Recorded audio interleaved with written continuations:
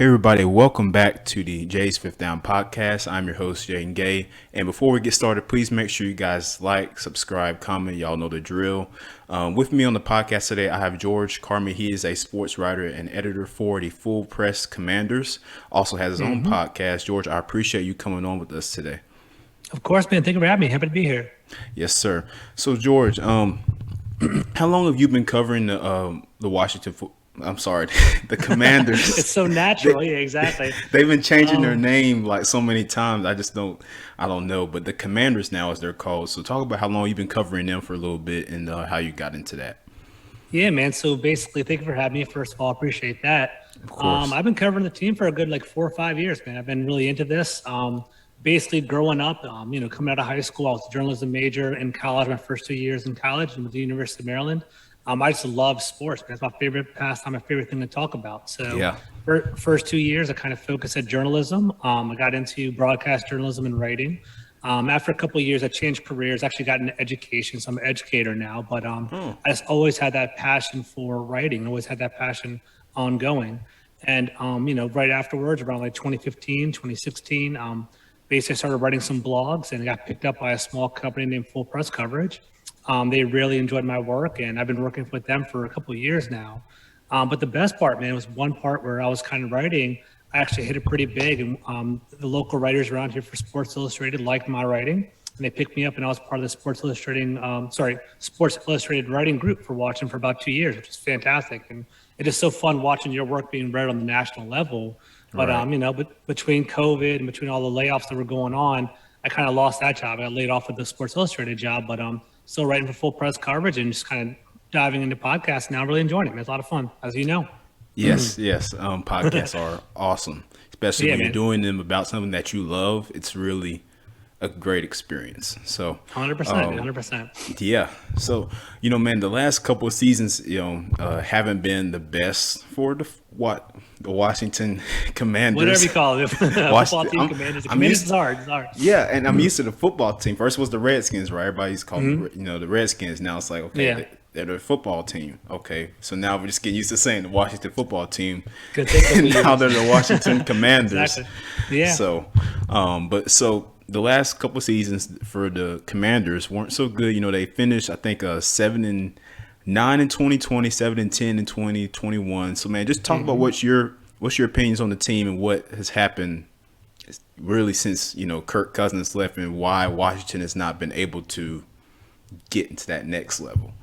It's funny because you were telling me that you're a Falcons fan before I jump on the podcast, and it's like we have a different we have different trajectories with the way things are going. Our problem in DC is we can't find a quarterback. You guys have been lucky to have Matt Ryan for a couple of years now, and Yeah. I know he's getting a little. we can talk about that in a second. I can tell he's kind of going down. Maybe he's going downhill a little bit, but we just have that turnover. So basically, Washington's been constantly trying to fulfill that quarterback position for years and years. After we lost Kirk Cousins, we just were at a deficit. We thought we would replace it with Alex Smith. Alex Smith was actually a pretty good leader. Broke his leg, as everyone knows. That really Tragic. set us back a little bit. It was really awful to see. We basically overreached on a quarterback. Our owner, I don't know how much you guys know down in Atlanta, but basically our owner is notorious. He just always putting his fingers on things, and he kind of overreached for a quarterback with Dwayne Haskins. I believe that was in 2019. So he basically had a quarterback that didn't fulfill his first round projections, and we were constantly changing. So Alex Smith struggled, Dwayne Haskins struggled. We put Taylor Heineke in at quarterback. He is a overachiever, and he's someone that really works hard and does more than he's expected to do. But Right. ultimately, the reason he wasn't drafted for a reason. He's an undrafted free agent, right? Undrafted draft pick. He was 5'11", 210 pounds. He's pretty much our size for the most part. He's out there playing his butt off. He's doing the best Yeah. he can, but he doesn't have that natural arm. He can throw in rhythm. He can kind of run and scramble, but he can't make those big time throws. So last year we were kind of struggling together with Alex Smith. This year we had Heineke.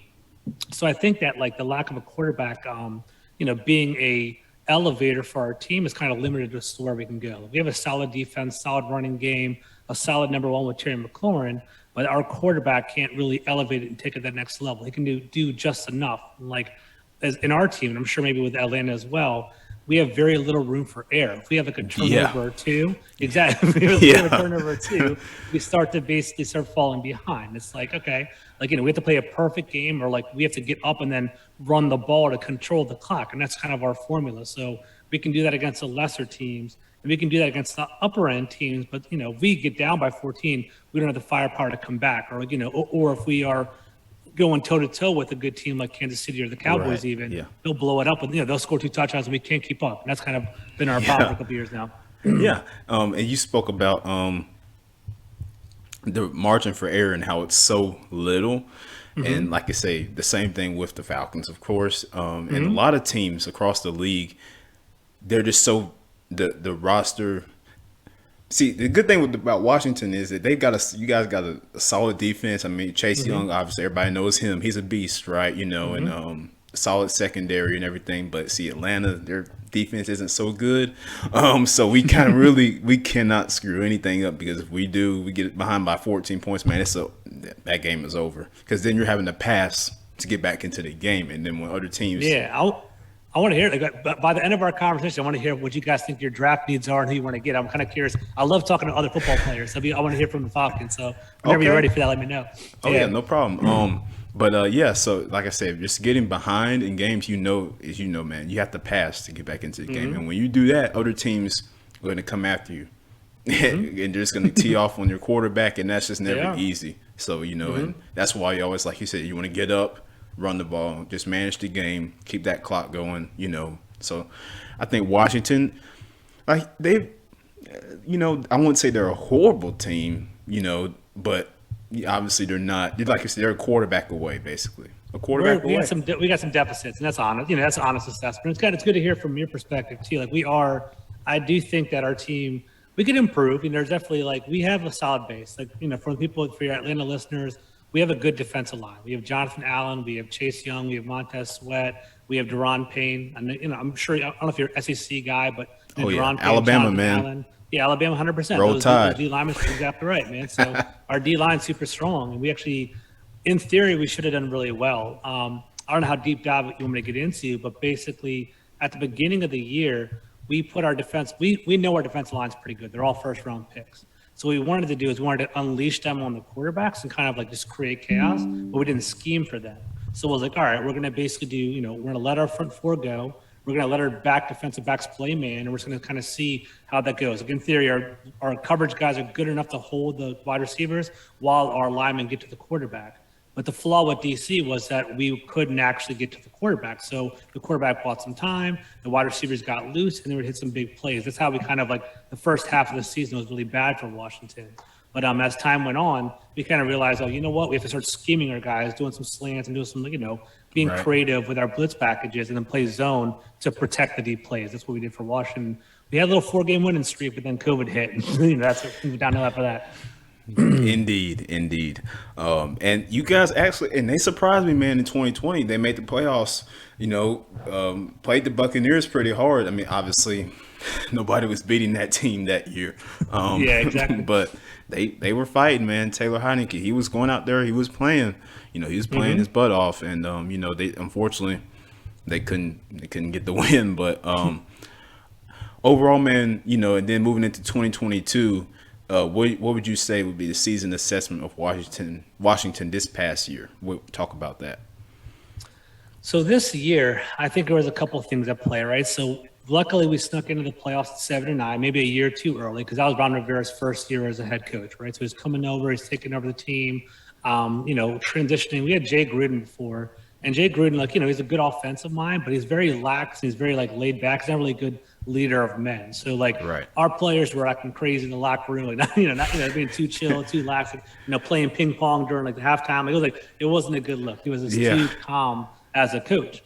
Ron Rivera takes over. That was a crazy year. That's the year we basically changed our name. We basically, he had cancer. We saw a lot of things going on in DC. So we kind of stabilized things, and we basically we overachieved and won the division that year.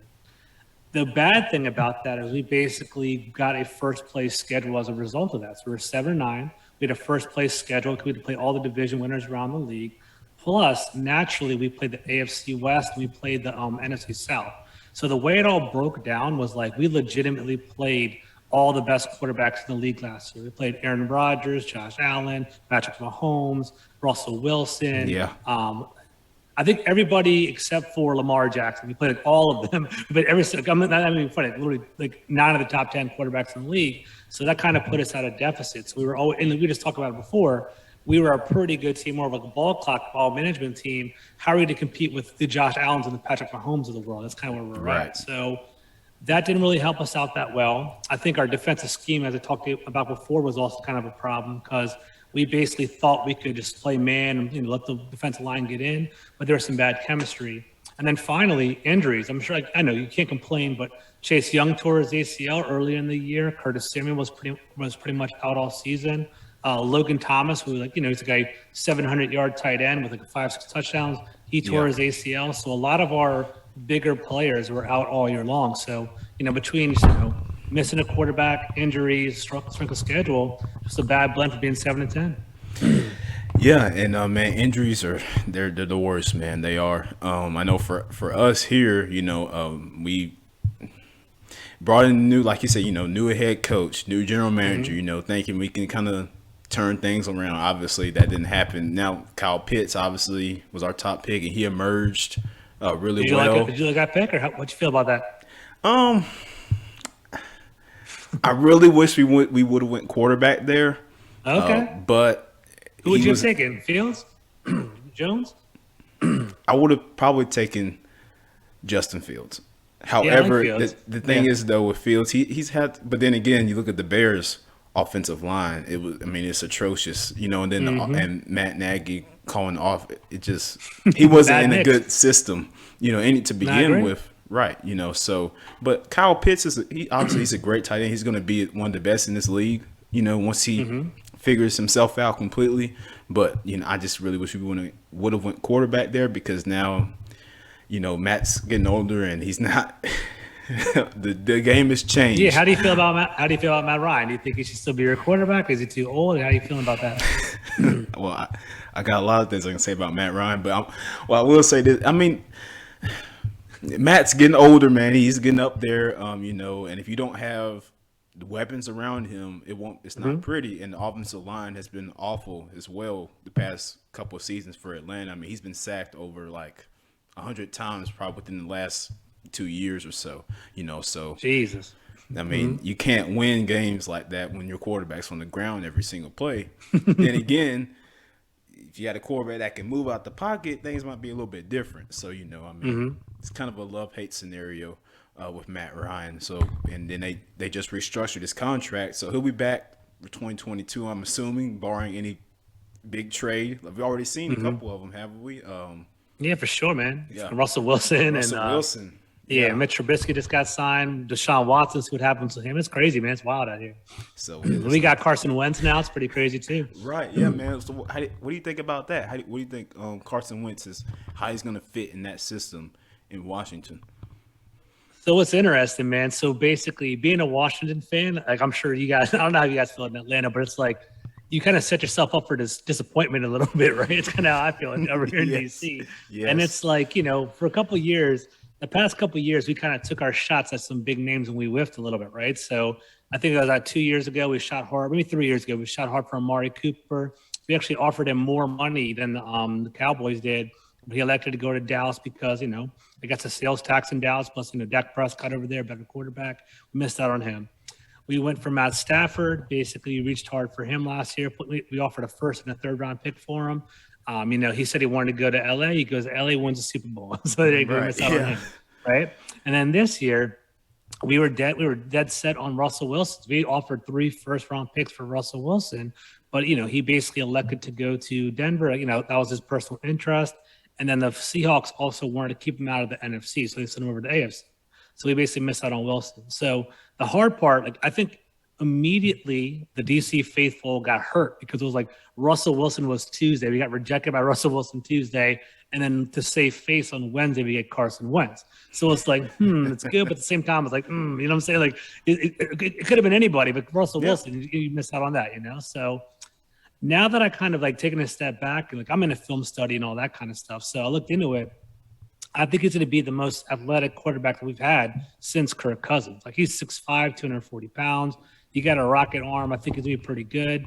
But what I've noticed with Carson Wentz is that he can just do like he kind of folds under pressure. When there's like a big play he needs to do it, he might throw a pick. I heard he's kind of a locker room guy where he basically, kind of fizzled out in Philadelphia, fizzled out in the Colts. But just a straight X's and O's, straight football player on the field. There's potential there. I think he could be we have a cool contract with him where it's like after this year we can cut him and basically we would have no dead cap. But at the same time, we have him under contract for 3 years. So we can basically keep him for this year and basically just play him this year. And if he's if he's complete mess, cut him. It's, no harm, no foul. We lost a third and a second, but we also have him for 3 years. So if he's pretty good, we have him for 3 years and he only costs $27 million per year, which is that's a lot. But at the same time, like quarterback picture, like it doesn't Matt Ryan have like a $40 million cap hit or something like that? He currently has a $48 million cap hit, which is the highest of any player in the NFL right now. It's wild, right? So that's crazy. And Carson Wentz is 29 years old with a $27 million cap hit. So like I think it's a worthy risk. Can he be that guy from Philadelphia a couple of years ago, or is it going to be the middling of the pack kind of guy? But he's better than what we had, so I'm willing to take the risk. And finally, we have a big arm quarterback to bomb it downfield for Terry McLaurin. So we'll see how that goes. Yeah, and you mentioned that with Carson Wentz, how he's not when he folds under the big pressure moments, and like I say, people forget a couple of years ago now, Carson Wentz before he got injured was going to be an MVP candidate, right? After the year Philly went to the Super Bowl, obviously Nick Foles took over, and the rest is history. But Carson Wentz was having a great year that season. Unfortunately, he got injured, and then ever since then, I don't think he's been able to recover from that. Right. I agree. And he's, like you said, X's and O's wise, he's a good quarterback. He just, he struggles when you need him not to struggle. He's like, Carson, I agree, man. Need you to make this throw. We need you to do this for us to win the game, and he won't do it. So we'll see how he works though in Washington. I mean, it'll be interesting to see how Ron Rivera and who's the offensive coordinator? Scott Turner. Yeah, Scott Turner work him into their system there in Washington. So I'm interested to see how he works there. So, but as far as free agency wise, you guys lost Brandon Sheriff, the right guard. In Washington hasn't really made any moves so far. Do you think they're going to do anything? It's tough, man. So basically, the blessing and the curse with Carson Wentz is that we have a quarterback now. I'd say Carson Wentz is like that Jimmy Garoppolo. Like he's at middle tier level. He's that middle tier quarterback. Quarterback 15 through 17, whatever it be. I think he's around there. So now we have a quarterback that's pretty solid and kind of at that level. But the problem with him is we had $32 million in cap space. We ate all $27 million of his that was coming over. So right now we only have about $6 million in cap space. So unless we restructure some players, we are kind of tight. So I think we're going to let the talk is letting Landon Collins go, which would be kind of sad because he actually started to play pretty well at the end of the year last year. But if we release him, we get another $6 million available. So that'd be $12 million in salary cap space, and we might restructure Eric Flowers, if you know who that is, the left guard that we have. Right. And basically, he played pretty well for us, but he's a $10 million cap hit. So I think we can kind of restructure him and loosen some money up. So I think we're not going to be like big players in that first wave of those like high tier guys, but we might look for a linebacker or a safety or another wide receiver possibly. So maybe some minor moves here or there, but I think we are kind of like hamstrung with that whole acquisition of Carson Wentz. Yeah, and and like you say, man, just up that middle of the tier, players. Now, like because we saw today, a lot of big names went to these different places. Obviously, J.C. Jackson, one of the best corners in the league, went to the Los Angeles Chargers. 4 years, $82 million. I mean, and then just a lot of crazy moves happening today. A lot of them. A lot of people flying off the board, man. It's crazy. Right, and but I think really, man, where free agency is, if you can hit on those guys, just those starters, those guys that can come in and do their jobs. If you're not able to get the big name guys, you'll be fine. I mean, you look at the Cincinnati Bengals. I mean, their roster isn't full of huge name guys, right? But Like, for example, the middle linebackers they have, Logan Wilson, he's really good. I like him. You know, those types of guys. Trey Wayne's out at corner, you know. So, and Eli Apple, well, you know, everybody has their Yeah, feelings he's been about all over Eli the Apple. place. Well, Bates, but- their safety's pretty good too. They're all like, they're all homegrown people. It's pretty good. I know what you're talking about. Yeah, so I think that's key for some teams, you know, because if you're not, because not all these big name players want to go to places like Washington or Atlanta, obviously not. You know, they're not big market cities. So if you're just able to find those middle level guys that can come in and day one just be starters for you, that know their jobs, know their roles, and going to go out there and compete, you know, then that's successful free agency for you, I believe. Yeah. You know?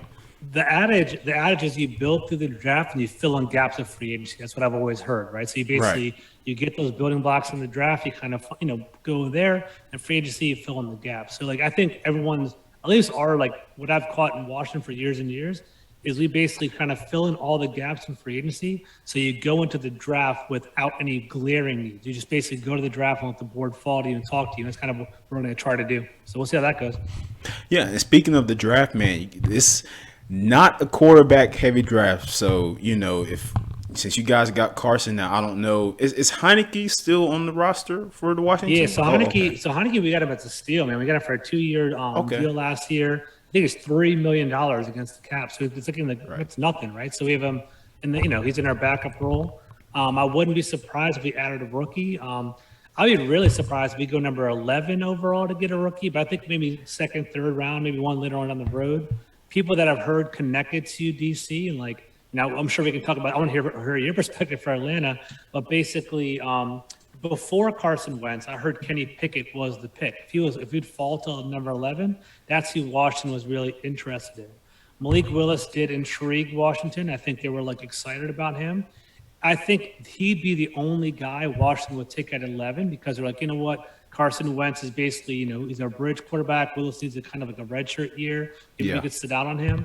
But I don't think Washington's going to go that route. I think Washington's going to basically they're going to build around. They're going to give Wentz an honest effort this year, and then basically maybe look at a quarterback later on.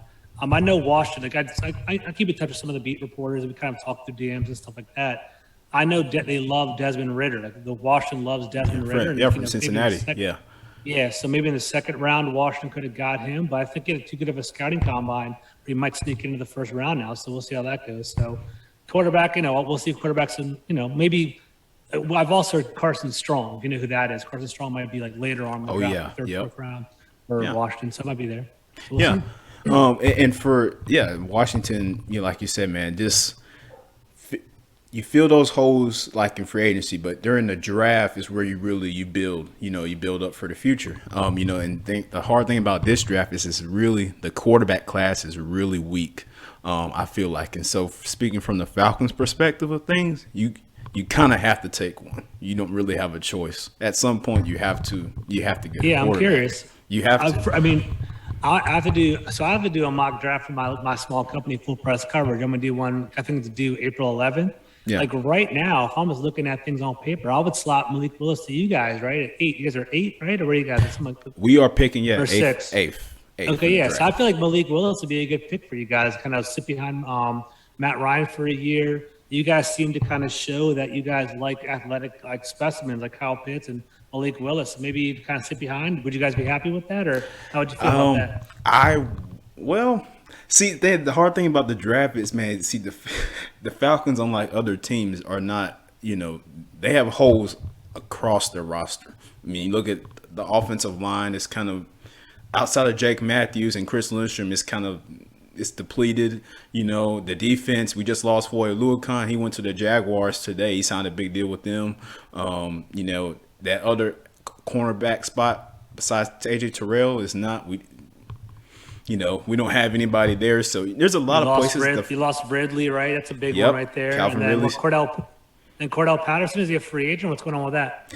I don't know what they're going to do with Patterson, man. To be honest, I wouldn't. If it's me, I'm not going to bring him back. I mean, because he had a great year, but that money needs to go elsewhere. The Falcons can't keep affording to, You have to be smart with your money, and then through the draft, like I said, man, I just don't think I don't know what they're going to do. You got edge rusher. That's a spot they need to fill, and there's a lot of good ones in this draft. A lot of good ones. Quarterback, obviously.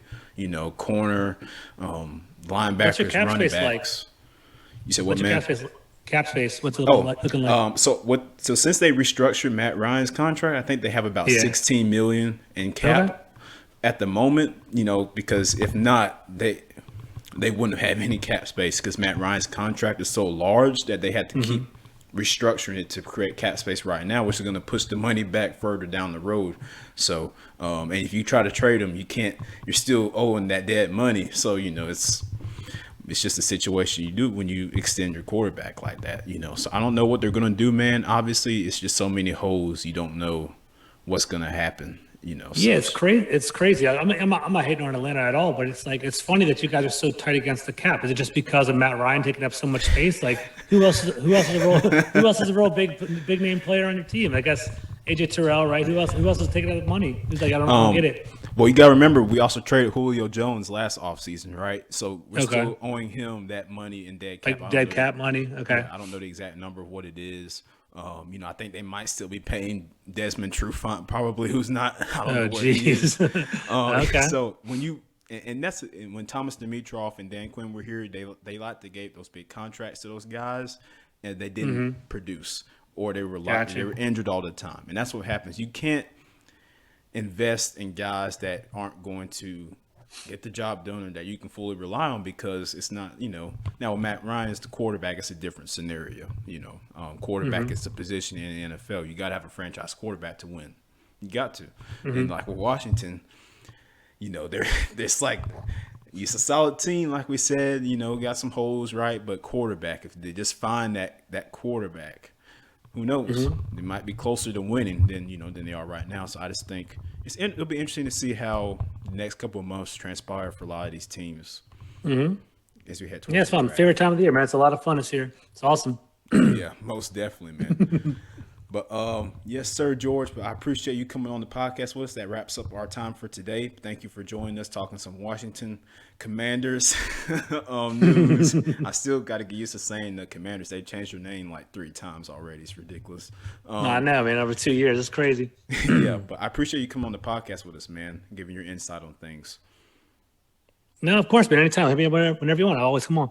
Yep. And you guys, please make sure you subscribe, like, and comment to the YouTube channel. You guys know the drill. Also, check out George's podcast, Full Press Washington Commanders podcast. I believe you can find it on Spotify. Yeah, find it wherever you listen to podcasts. You find them online. Yep. So you guys check him out, and you guys stay tuned in for our next episode. Thank you.